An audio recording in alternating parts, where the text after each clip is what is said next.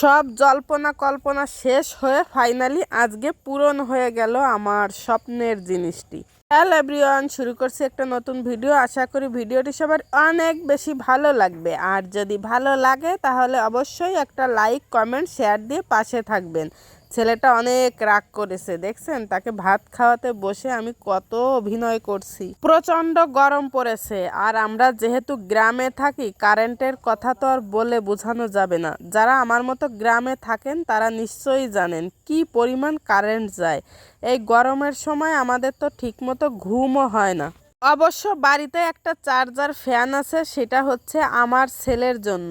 আমরা তো একেবারে শান্তিতে ঘুমাই, কিন্তু ও পাশে আমার বাবা, মা, বোনেরা কারেন্ট চলে গেলে ওদের যে কি পরিমাণ কষ্ট হয় সেটা আমি দেখি এবং আমার খুবই খারাপ লাগে। আমি ফ্যানের নিচে থাকি বটে, কিন্তু সত্যি আমার একদমই ঘুম হয় না। কখন কারেন্ট আসবে আর ওরা ফ্যানের নিচে যাবে।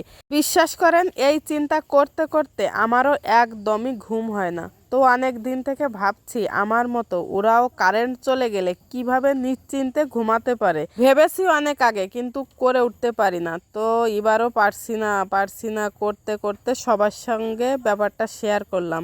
তো সবাই মিলে একটু একটু করে সহযোগিতা করে ফাইনালি জিনিসটি করেই ফেললাম।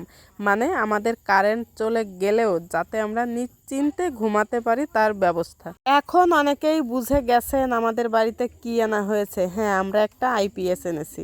এখন হচ্ছে কারেন্ট চলে গেলে আমাদের আর কোনো টেনশন নেই। অন্তত 2-3 দিন একেবারে নিশ্চিন্তে থাকা যাবে।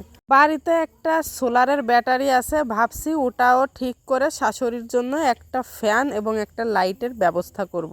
এই যে বাড়িতে কাজ বাজ চলছে, তারা হচ্ছে সব কিছু নিয়ে চলে এসেছে। আর এই যে হচ্ছে আমাদের পুরনো ব্যাটারিটা নাকি ভালো আছে, কোনো সমস্যা নেই। যাই হোক, অনেক বেশি গরম পড়ার আগে চেষ্টা করব ওটাও ঠিক করে দেওয়ার জন্য। আর এই যে আমি বসে বসে দেখছিলাম, যেহেতু আমাদের বাড়ির চারপাশে কারো নেই, তাই সবাই একটু আগ্রহ নিয়ে দেখছিল। এই যে দেখেন আমাদের বাড়ির আরেক খোকা বাবু, আর এই যে হচ্ছে যে দাদা লাইনটা করতে এসেছে, তার জন্য আমরা একটু নাস্তা পানির ব্যবস্থা করলাম। ভেবেছিলাম অল্প টাইমের ভিতর হয়ে যাবে, কিন্তু সারাটা দিন লেগে গেছে।